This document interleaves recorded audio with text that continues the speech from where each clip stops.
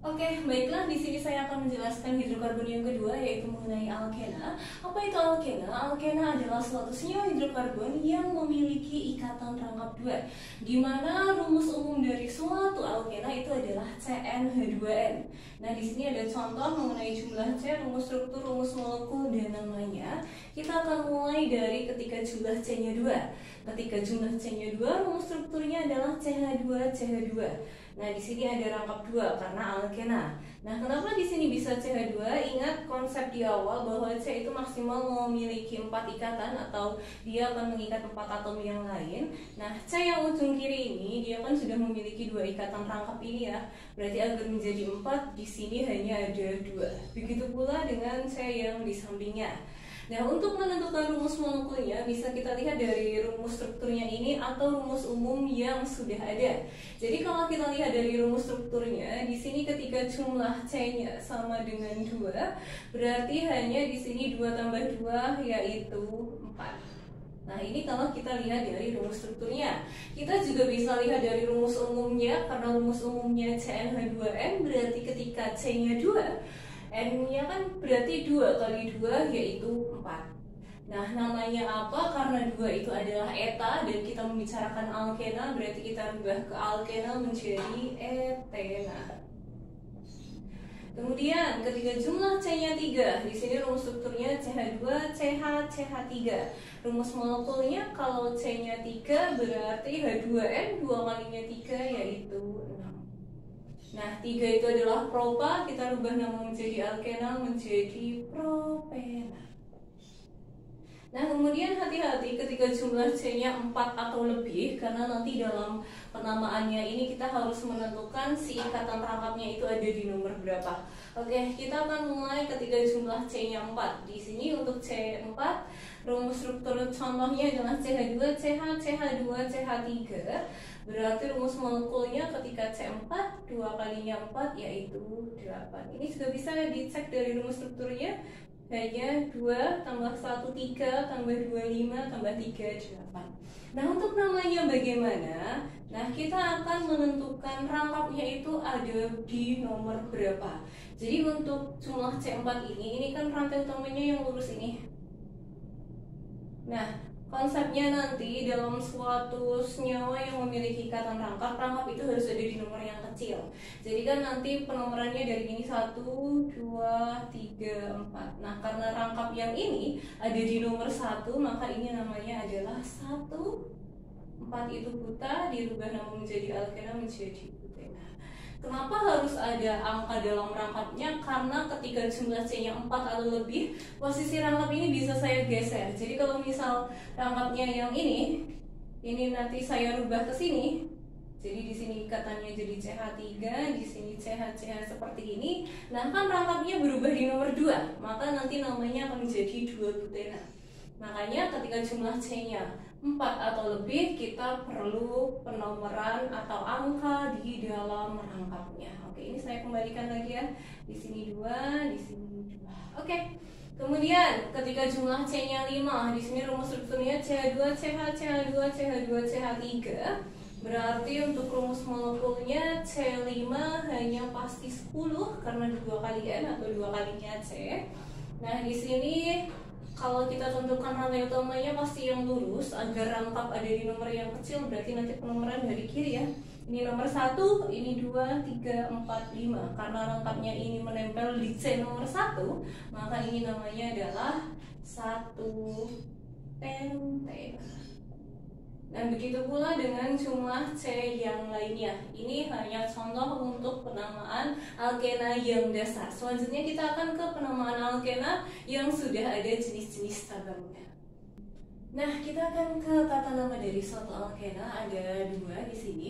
Yang pertama kita harus menentukan rantai utama, di mana dalam hal ini rantai utama itu adalah rantai yang paling panjang. Tapi karena kita melibatkan ikatan rangkap, nanti rantai yang paling panjangnya harus mengandung ikatan rangkapnya. Kemudian yang kedua, kita akan menentukan penomoran, tapi untuk alkena dan nanti alkuna itu yang harus berada di nomor yang kecil itu adalah ikatan rangkapnya. Kalau kemarin di alkana yang harus di nomor kecil itu adalah cabang, untuk alkena dan alkuna yang harus berada di nomor yang kecil adalah ikatan rangkapnya. Kemudian untuk aturan-aturan yang lain kita mengikuti aturan-aturan yang sudah saya jelaskan di alkana. Nanti dalam penamaannya sebutkan dulu nomor cabang, baru nama cabang atau dalam hal ini alkil ya, nanti cabang itu. Kemudian kita ke nomor ikatan rangkapnya, baru nama rantai utama atau alkena. Ada 3 contoh di sini, kita ke contoh yang pertama. Oke, kita harus menentukan rantai yang paling panjang. Oke, kalau kita lurus ada 1, 2, 3, 4, hanya 4 C-nya. Kalau kita belok ke bawah sini berarti 1, 2, 3, 4, 5, 6. Ada 6 karena di sini C-nya 3. Kemudian kalau dari ujung sana belok ke sini 1, 2, 3, 4, 5. Nah, ada lagi yang lebih panjang, yang lebih dari 6. Mana? Jadi ini. Nah, boleh seperti ini rantai utama. Rantai itu tidak melulu harus lurus dan belok 1 kali, boleh belok seperti ini. Nah, kalau kita seperti ini kan nanti jumlah C-nya ada 1, 2, 3, 4, 5, 6, 7. Ada 7 atau ada hepta ya. Nah, kita akan tentukan rangkap harus berada di nomor yang kecil. Saya akan coba dari ujung yang bawah kiri dan yang kanan untuk menentukan dari mana agar rangkapnya berada di nomor yang kecil. Kalau saya mulai dari yang sebelah kiri bawah ini kan berarti nomor 1, 2, di sini 3, di sini 4, ini 5, 6, 7. Artinya ketika saya mulai dari bawah kiri, rangkap ada di nomor 3. Tapi kalau saya mulai dari kanan, dari sini, berarti kan ini nanti nomornya 1, 2, 3, ini tetap 4, ini 5, ini 6, dan 7 yang ini. Nah, kalau saya mulai dari bawah kanan berarti ikatan rangkapnya berada di nomor 4. Kalau dari kiri bawah berada di nomor 3. Karena rangkap harus berada di nomor yang kecil, maka penomoran yang benar yang dari kiri bawah. Sehingga yang merah ini saya hapus. Ini ya. Oke, berarti kita akan tentukan nomor cabangnya dulu. Apakah di sini cabangnya berbeda atau sama? Di nomor 3 ada jumlah C1 berarti namanya metil. Di nomor 4 juga C-nya 1 berarti metil juga. Karena cabangnya sejenis, penamaannya langsung saja. Nomor cabang, ada cabang di nomor 3. Kemudian ada cabang lagi di nomor 4. Karena cabang-cabangnya sama-sama metil, jumlahnya ada 2, maka ada imbuhan di, yaitu di metil. Kemudian di sini rangkapnya ada di nomor 3. Karena rantainya ada 7 itu adalah hepta, dan karena di sini rangkap 2 yaitu alkena, berarti menjadi heptena. Ini untuk contoh nomor yang pertama, yang A. Kemudian yang kedua atau yang B, di sini kita tentukan rantai utamanya. Kalau lurus 2, 4, 5, 6. Kalau belok 1, 2, 3, 4, 5, 6. Sama-sama 6 artinya tidak masalah mau lurus atau belok. Di sini kita lurus saja ya agar enak. Oke, kemudian untuk penomoran apakah dari kiri atau kanan? Kalau dari kiri 1, 2, 3, 4, 5, 6. Kalau dari kanan 1, 2, 3, 4, 5, 6. Oke. Kalau kita mulai dari kiri, rangkap akan terletak di nomor 3. Kalau kita mulai dari kanan, rangkap terletak di nomor 3 juga. Artinya mau dari kiri, mau dari kanan, rangkap sama-sama terletak di nomor 3. Maka kita akan menggunakan prioritas yang berikutnya, yaitu cabang. Cabang harus berada di nomor yang kecil. Nah, kalau saya mulai dari kiri, cabangnya ada di nomor 5. Tapi kalau saya mulai dari kanan, cabangnya ada di nomor 2. Maka penomoran yang benar yang dari kanan. Yang merah saya hapus saja di sini. Nah, kita ke nomor cabang dulu. Cabangnya ada di nomor 2. Berarti kita tulis 2. Kemudian jumlah C di cabangnya 1 itu adalah metil. Kemudian ikatan rangkapnya ada di nomor 3 ini, berarti kita tulis 3. Kemudian karena rantainya 6 itu heksa, menjadi alkena, menjadi heksena. Nah, ini contoh yang kedua. Kemudian contoh yang ketiga. Nah, di sini ini ya. CH3, C, CH32, CH, CH2. Nah, kalau ada dalam kurung seperti ini dan yang di dalam kurung adalah CH3, kita perlu jabarkan dulu agar lebih rinci nanti. Jadi ini tetap saya tulis CH3. Kemudian di sini C-nya. Nah, ketika yang di dalam kurung itu adalah CH3, maka kita akan jadikan dia sebagai cabang. Karena di sini CH3-nya ada 2, berarti nanti 1 di atas dan 1 akan berada di bawah. Kemudian yang ini CH dan yang paling ujung yaitu CH2. Oke, kita tentukan rantai utama yaitu rantai paling panjang. Di sini kalau lurus 1 2 3 4, kalau belok 1 2 3 4. Oke, berarti tidak ada masalah, bisa lurus bisa belok, kita lurus saja. Oke, berarti agar rangkap yang ini berada di nomor yang kecil kelihatannya, ini berarti penomoran harus dari kanan. 1 2 3 4. Oke.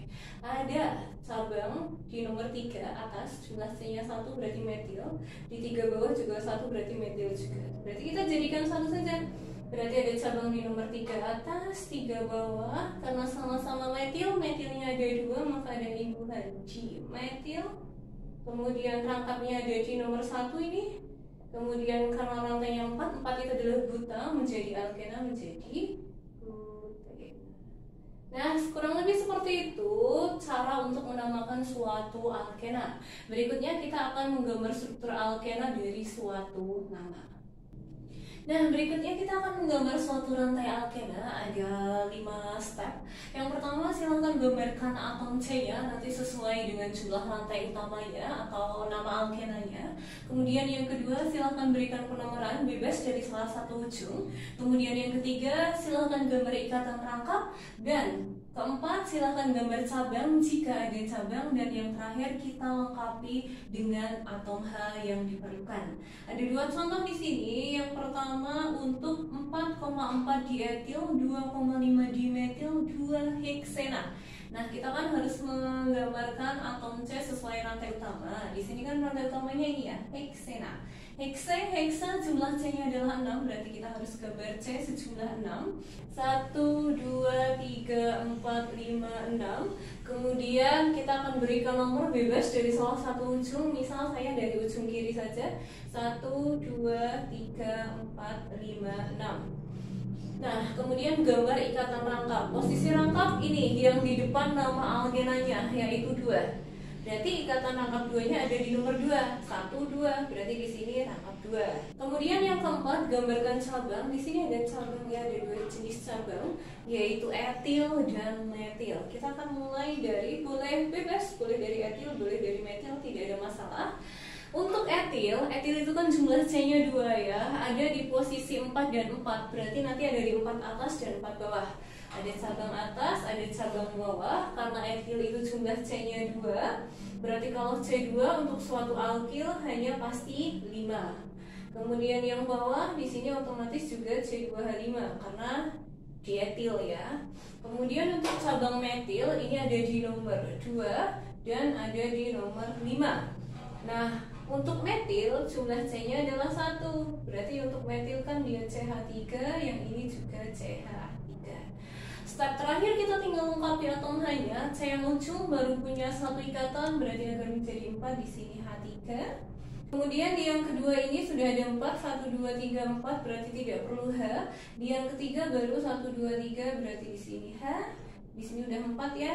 Di sini baru 3, berarti di sini H, di sini H.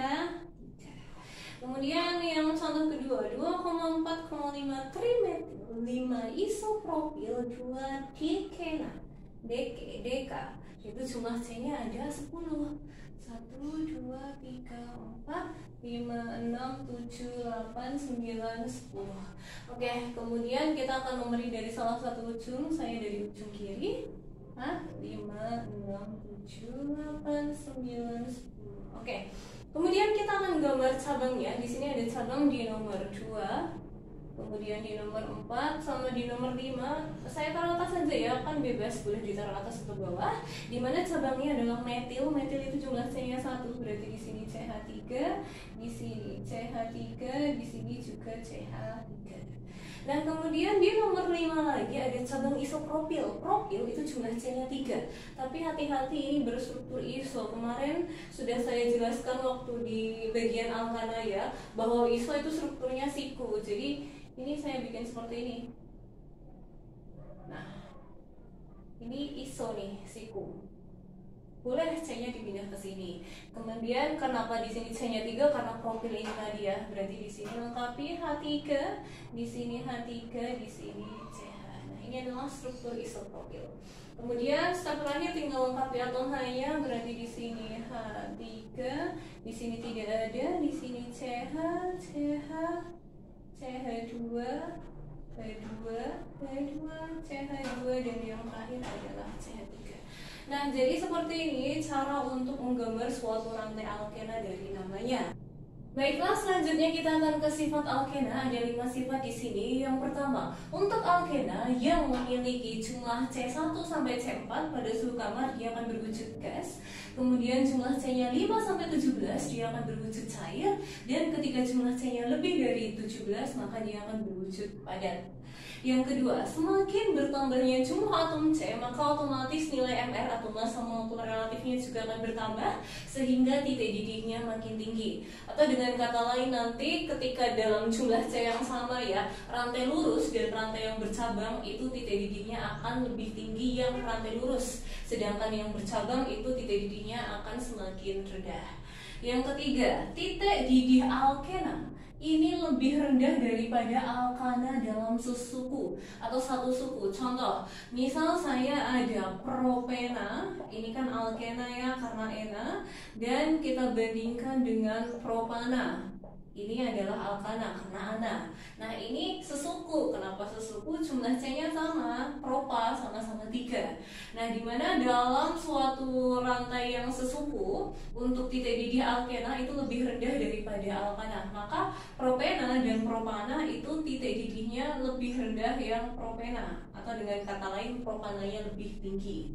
Yang keempat, alkena itu tidak larut dalam pelarut polar seperti air, kemudian seperti alkohol. Namun dia mudah larut dalam suatu pelarut nonpolar seperti kloroform, benzena, dan lain sebagainya. Yang kelima, ikatan antar atom karbonnya untuk suatu alkena itu dia lebih kuat dibandingkan dengan ikatan tunggal pada alkana. Kenapa bisa seperti itu? Karena nanti di dalam suatu alkena itu ada ikatan pi dan ikatan sigma, sedangkan di alkana hanya ada ikatan sigma saja. Itu yang membuat kenapa ikatan antar atom karbon dalam suatu alkena itu lebih kuat dibandingkan dengan pada alkana. Nah, selanjutnya kita ke kegunaan alkena. Ada 2 kegunaan ya, untuk etilena atau etena dan propena. Untuk etena atau etilena dia digunakan sebagai bahan baku membuat plastik polietena atau disingkat dengan PE. Kemudian dia bisa digunakan sebagai obat bius ketika dicampur dengan oksigen, dan bisa digunakan sebagai sintesis zat seperti gas alam, minyak bumi, etanol, dan sebagainya. Kemudian yang kedua, untuk propena atau propilena itu kita gunakan untuk membuat plastik PP. PP ini adalah polipropena atau polipropilena dalam suatu serat sintesis. Selanjutnya kita akan melanjutkan ke alkuna. Nah, yang terakhir di sini ada hidrokarbon yang ketiga, yaitu alkuna. Alkuna itu adalah suatu senyawa hidrokarbon yang mengandung ikatan rangkap 3, di mana rumus umum dari suatu alkuna itu adalah CnH2n-2. Oke, di sini ada beberapa contoh saja untuk beberapa jumlah C. Nah, ketika jumlah C-nya 3, rumus strukturnya nanti CH ikatan rangkap 3 C CH3. Rumus molekulnya berarti di sini kalau C3, kalau kita lihat dari rumus strukturnya berarti hanya ada 1 ditambah 3 yaitu 4. Nah, atau kalau kita lihat dari rumus umumnya, ketika C-nya 3 berarti kan hanya 2 kali 3. 2 kali 3 yaitu 6, 6 kurangi 2 yaitu 4. Sama saja ketemunya.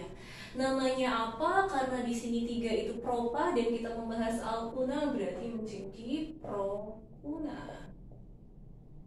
Kemudian sama seperti alkena tadi, ketika jumlah C-nya 4 atau lebih, maka kita akan memberikan nomor pada ikatan rangkapnya. Oke, yang ini jumlah C-nya ada 4, berarti hanya 4 kali 2, 8, 8 kurangi 2, 6.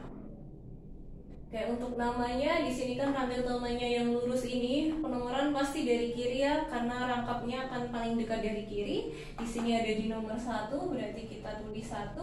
Karena rantainya 4, 4 itu buta. Kalau diubah nama menjadi Alkuna menjadi Butuna. Kemudian untuk jumlah C6, di sini saya singkat ya. Ini kan C-nya 1, 2.